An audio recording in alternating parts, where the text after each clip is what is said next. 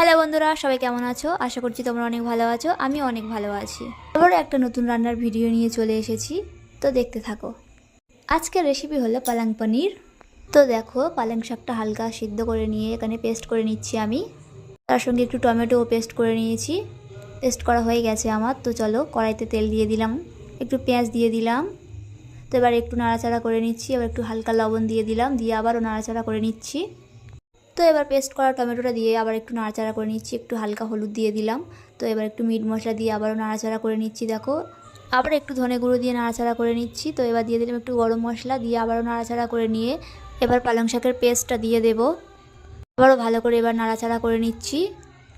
তো এবার দিয়ে দেবো সামান্য একটু জল দিয়ে আবারও একটু নাড়াচাড়া করে নিচ্ছি। দেখো, আমি পনিরটা দিয়ে দিচ্ছি, দিয়ে আবারও একটু নাড়াচাড়া করে নিচ্ছি। দেখো, তো নাড়াচাড়া করা হয়ে গেলে এবার দিয়ে দেবো একটু ধনেপাতা।